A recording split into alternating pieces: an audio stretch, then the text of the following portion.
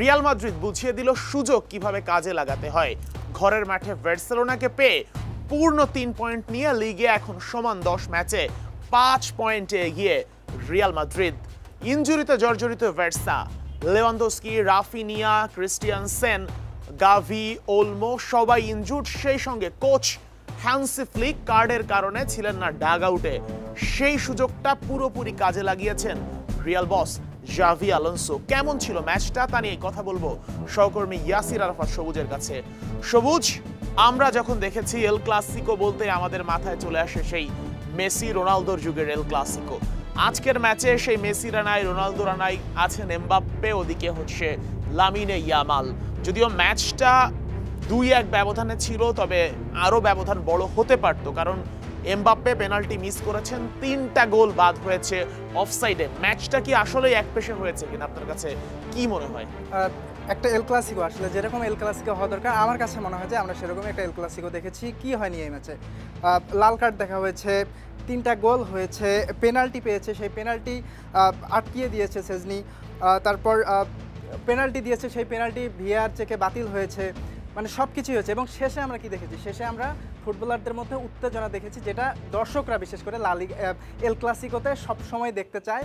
Barca এবং Real মাদ্রিদের ফুটবলারদের মধ্যে যে উত্তেজনা, সেটিও কিন্তু আমরা দেখেছি। অর্থাৎ মৌসুমের প্রথম এল ক্লাসিকো আমার মতে খুব জমজমাট একটা এল ক্লাসিকো হলো। এবং রিয়াল মাদ্রিদ ঘরের মাঠের আগের মৌসুমে তারা 4টি এল ক্লাসিকোই হেরেছিল। এই মৌসুমে এসে তারা কিন্তু প্রথম এল ক্লাসিকোই কিন্তু তারা জিতে নিল। অর্থাৎ তারা কিন্তু খুব ভালোভাবেই ঘুরে দাঁড়ালো। এবং আপনি যেরকমটা বলেছেন যে 5 পয়েন্টে এগিয়ে গেল, মৌসুমের শুরুতে যখন এল ক্লাসিকো জিতে যখন 5 পয়েন্টে এগিয়ে যাওয়া যায়, নিশ্চিতভাবেই বলা যেতে পারে যে লিগ টাইটেল জেতার ক্ষেত্রেও কিন্তু বড় একটা অ্যাডভান্টেজ পেয়ে গেল রিয়াল। রিয়ালের কথা বলছেন, বার্সেলোনার কথা একটু আসতে চাই।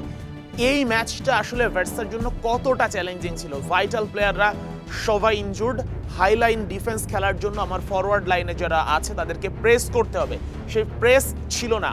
সেই জায়গাটা আসলে রিয়াল মাদ্রিদের জন্য কতটা স্বস্তির ছিল?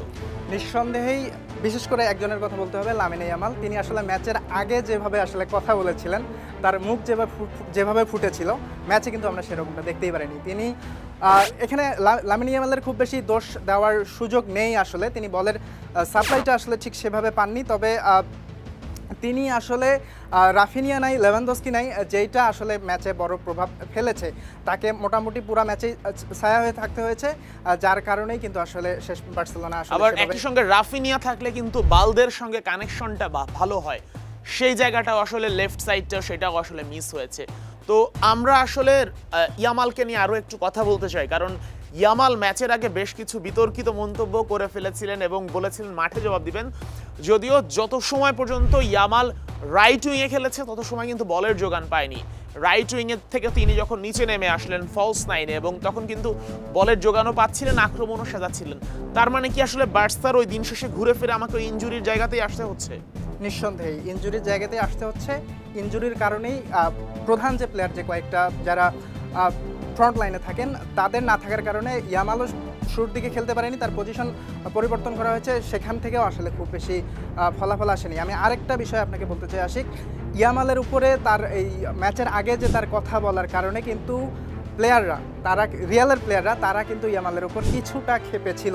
ম্যাচে আমরা সেরকমটাই দেখেছি। ম্যাচের সময়টা আমার মনে নেই, একবার আমি দেখেছি ভিনিসিয়াস খুব জোরে একটা বল তার লামিনে ইয়ামালের কাছাকাছি এসে কিন্তু খুব জোরে একটা বল মেরে দিয়েছিলেন। এইগুলো আসলে কতটা ইম্প্যাক্ট করে বলে আপনার কাছে মনে হয়?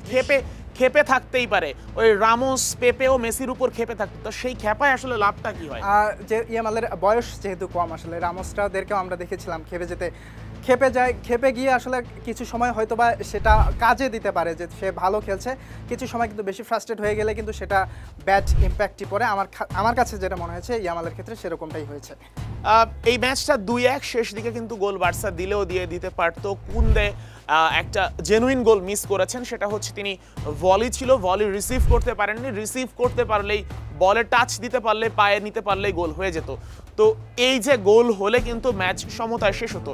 তো সেই জায়গা থেকে আসলে এমবাপ্পের পেনাল্টি মিসটা যদি না হতো, এই ধরনের সুযোগই মানে এই কথাও বা এই প্রশ্ন আমি তুলতে পারতাম না। অফসাইড থেকে এমবাপ্পের অফসাইডের জায়গা আমি পরে যাচ্ছি, কারণ অফসাইডে আপনি থাকলে গোল দিতেই পারেন, সেটা কোনো হিসাব না।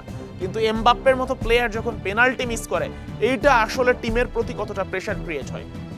শুধু পেনাল্টি মিস না, এর আগে যখন অফসাইডের কথা যদিও বললেন না, কিন্তু প্রথমেই কিন্তু একটা গোল করার পর কিন্তু একদম দারুণভাবে একটা সেলিব্রেশন করেছিল, পুরো সান্তিয়াগো বার্নাব্যু কেঁপে উঠেছিল। এইটার পরে যখন গোলটা বাতিল হয়, মানে সেলিব্রেশনের পরে যখন গোলটা বাতিল হয়ে যায়, এরপরে ফুটবলাররা খুব স্বাভাবিকভাবেই কিন্তু মানসিকভাবে কিছুটা ভেঙে পড়ার কিন্তু সুযোগ বা সম্ভাবনা থাকে। এবং পেনাল্টি যখন আশিক পেনাল্টিটা যখন মিস করেছে, আসলে সেজনি কি দারুণভাবে আসলে পেনাল্টিটা আটকিয়ে দিল। আমার তো সেই 2022 ওয়ার্ল্ড কাপে পেনাল্টি মিসের কথা আমি একটু বলতে চাই। এমবাপ্পের এই পেনাল্টির সময় মূলত এমবাপ্পের তিনটা মানে রিসেন্ট লাস্ট তিনটা পেনাল্টি দেখাচ্ছিল যে সে দুইটা মেরেছে রাইট সাইডে, একটা মেরেছে লেফট সাইডে। তো আমার কাছে কেন যেন মনে হচ্ছিল যে এমবাপ্পে হয়তো বা ব্যালেন্স করবে, আগের দুইটা রাইটে মেরেছে, একটা লেফটে মেরেছে, আর লেফটে মারা, সো আর একটা লেফটেই মারবে, সো লেফটে মেরেছে। আমার মতো হয়তো বা শেজনিও সে একই জিনিসই চিন্তা করেছিল এবং লাফ দিয়েছে, আঙুলের খোঁচা দিয়ে আসলে বলটা বাইরে বের করে দিয়েছে। ওই শেজনির কথা বলছিলেন 22 বিশ্বকাপে মেসির পেনাল্টি ঠেকিয়ে দিয়েছিল কিন্তু এই শেজনি। এখানে একটা মজার একটা ঘটনা আছে, মেসি যে আসলে যে পেনাল্টিটা পেয়েছিল এই পেনাল্টিটা নিয়েও বিতর্ক আছে বা হতে পারে, কারণ চোখে হালকা খোঁচাও লেগেছিল। তো এই পেনাল্টিটা পাওয়ার পর পোল্যান্ড যখন মানে পেনাল্টির সামনে দাঁড়িয়ে এবং মেসি পেনাল্টি নিবে পোল্যান্ডের বিপক্ষে, শেজনি গোল বারে, তখন শেজনির সঙ্গে মেসির $100 একটা বাজি ধরে, যে মেসিকে বলে তোমার সঙ্গে আমি বাজি ধরছি, এই গোল তুমি দিতে পারবে না, আমি ঠেকিয়ে দেবো। শেজনি কিন্তু ঠেকিয়ে দিয়েছিল, আবারও ঠেকিয়ে দিল। তো এমবাপ্পে ভিনিসিয়াসকে নিয়ে একটু কথা বলতে চাই। ভিনিসিয়াস এমবাপ্পেকে নিয়ে বিতর্ক ছিল যে তারা প্রেস করে না এবং প্রেস না করার ফলে বাকিদের উপর প্রেসার ক্রিয়েট হয়।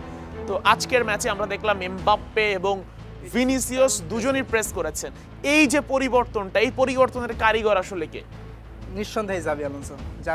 এর আগে 4টা ম্যাচই রিয়াল হেরেছিল, তখন কিন্তু আনচেলত্তির ট্যাকটিক্স নিয়ে কিন্তু বেশ সমালোচনা হয়েছিল এবং জাভি আলোনসো আসার পর প্রথম এল ক্লাসিকোয় জিতলো এবং নিঃসন্দেহে এখানে বড় একটা ক্রেডিট জাভি আলোনসোকে দিতেই হবে। এবং এই ম্যাচে স্পেশালি কিন্তু ভিনিসিয়াসের কথা কিন্তু বলতেই হয়, দারুণ খেলেছে। এবং শেষের যে গোলটা, যেটি বেলিংহাম, রিয়ালের দ্বিতীয় যে গোলটা দিল বেলিংহাম, সেই গোলটাও তো কিন্তু ক্রিয়েট করেছিল ভিনিসিয়াসই। এবং পুরো ম্যাচ জুড়েই কিন্তু ভিনিসিয়াস দারুণ আক্রমণ করেছে, দারুণভাবে প্রেসিং করেছে, দারুণভাবে বল টেনেছে কিন্তু ভিনি পুরো ম্যাচে। আশিক হানসি ফ্লিক কিন্তু এই ম্যাচে ডাগ আউটে থাকতে পারেনি। আগের ম্যাচে তিনি লাল কার্ড দেখেছিলেন, তাকে গ্যালারিতে বসে খেলা দেখতে হচ্ছে। হানসি ফ্লিকের অনুপস্থিতিটা কোনো প্রভাব ফেলেছে? কেন আসলে প্রভাব থাকবে না?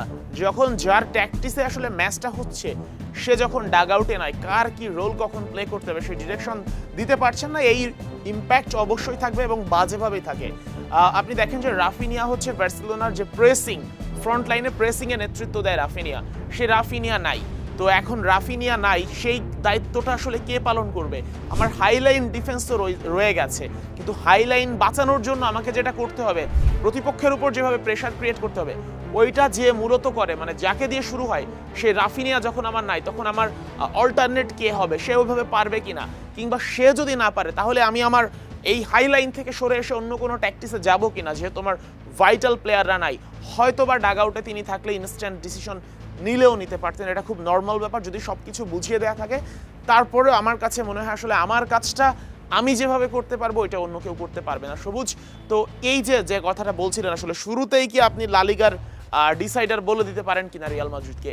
না, এত দ্রুত তো বলার কোনো সুযোগ নেই। আমি শুধু একটা কথা বলতে চাই যে মৌসুমের, আমরা এর বিগত বছরগুলোতেও দেখেছি যে মৌসুমের প্রথম এল ক্লাসিকো জিতে যখন পয়েন্ট তালিকার একটা বড় ব্যবধানে যখন এগিয়ে যায়, তখন কিন্তু নিঃসন্দেহে একটা অ্যাডভান্টেজ দিতেই পারি আমরা, বা পেতেই পারি রিয়াল মাদ্রিদকে। এক্ষেত্রে রিয়াল মাদ্রিদকে আমরা কিছুটা এগিয়ে রাখতেই পারি, এতটুকুই। আশিক হাইল্যান্ড ডিফেন্সের কথা বললেন। হাইল্যান্ড ডিফেন্সে কিন্তু এমবাপ্পেকে আমরা এই ম্যাচেও দেখেছি, তিনি 4 বার কিন্তু অফসাইডের শিকার হয়েছেন। সেক্ষেত্রে এই ম্যাচেও মানে কিছুটা হলেও প্রভাব রেখেছে কিনা? বারবারই তো অফসাইড। আপনার যদি হাইলাইন ডিফেন্স থাকে, প্রতিপক্ষ অফসাইডে পড়বে। এমবাপ্পে যেহেতু স্পিডি ফুটবলার, অনেক বেশি দ্রুত দৌড়ায়, তো সেক্ষেত্রে হচ্ছে আপনার ডিফেন্ডাররা যখন উপরে, আপনার বল সাপ্লাইয়ের আগে যদি আপনি ঢুকে যাওয়ার পরে সেই বল যদি আপনি রিসিভ করেন বা শর্ট করেন, তখন তো সেটা অফসাইড হবে। তো হাইলাইনের কারণে হচ্ছে, কিন্তু আপনার হাইলাইন বাঁচানোর জন্য আরও কিছু কাজ আছে, যে কাজগুলো আসলে ভাইটাল প্লেয়াররা না থাকার কারণে আসলে বার্সেলোনা করে উঠতে পারেনি। তবে সিজনের বাকি এখনো আসে। আমরা লামিন ইয়ামালকে নিয়ে আরও কিছু কথা বলতে চাই।